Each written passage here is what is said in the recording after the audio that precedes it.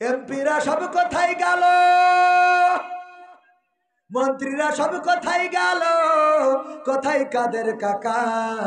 তাদের ছাড়া দেশটা এখন লাগে ফাঁকা ফাঁকা, ওদের ছাড়া দেশটা এখন লাগে ফাঁকা ফাঁকা।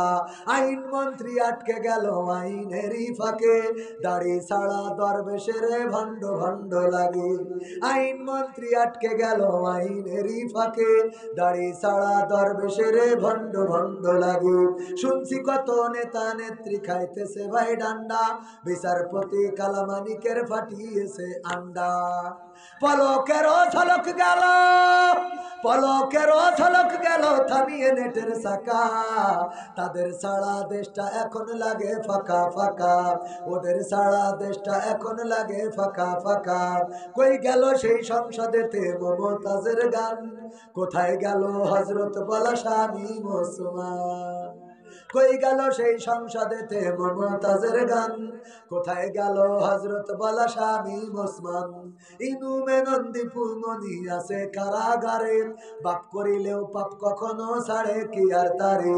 কোথায় গেল স্পিকারের, কোথায় গেল স্পিকারের দৃষ্টি আঁকা বাঁকা? তাদের ছাড়া দেশটা এখন লাগে ফাঁকা ফাঁকা, ওদের ছাড়া দেশটা এখন লাগে ফাঁকা ফাঁকা। কোথায় গেল আরাফাত আর ব্যারিস্টার সুমন?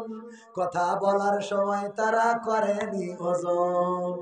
মুরগি কবির খাইছে ধরা, জাফর কোথায় আছে? গোপনে কি সেও গেল মোদি দাদুর কাছে? কোথায় গেল এ সালামের, কোথায় গেল এ সালামের কাড়ি কাড়ি টাকা? তাদের ছাড়া দেশটা এখন লাগে ফাঁকা। লাগে না, লাগে না, কেন লাগে? কারণ আগে আমরা টেলিভিশন খাটাইলে শুনতে পারতাম কেমন করে কুমড়া দিয়ে বেগুনি বানানো যায়, ঠিক না বেঠে? কেমন করে কাঁঠাল দিয়ে বার্গার খাইতে হয়, কেমন করে কাঁচামরিচ ভিজিয়ে শুকনো শুকিয়ে রাখলে আবার বর্ষাকালে ভিজাইলে জেতা হয়ে যায়, এইগুলো শিখতাম। শুধু তাই না, আমাদের দাদার দেশের সাংবাদিক দেখলাম যে সাক্ষাৎকার নিয়েছে, জনগণ বলতেছে দাদা বড্ড কষ্টে আছি দাদা। কে? বাংলাদেশে পেঁয়াজ রপ্তানি হচ্ছে না বলে দাদা, এই দেশে তো পেঁয়াজের দাম পাচ্ছি না। আমাদের বাংলাদেশে পেঁয়াজ দিতে পারলে পেঁয়াজের দাম পেতুম দাদা।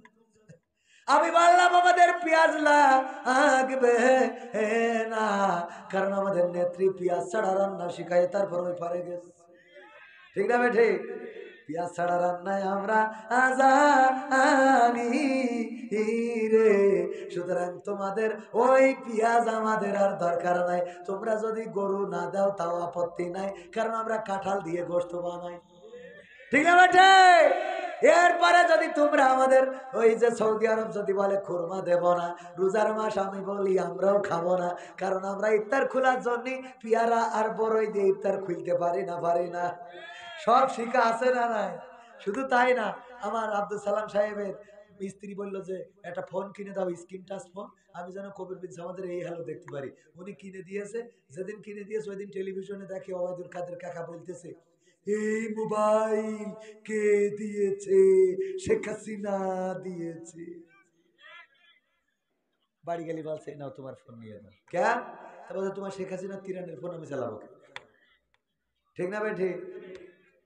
সব ওদের, সব কাদের? এই বিউটি পার্লার এটা কে দিয়েছে? আছে না নাই? সব ওদের। আমি বললাম সব কি? এই শাড়ি ব্লাউজ সব তো ওদের, ঠিক না বেটে? আল্লাহ হেদায়েত করুন, বলেন আমিন।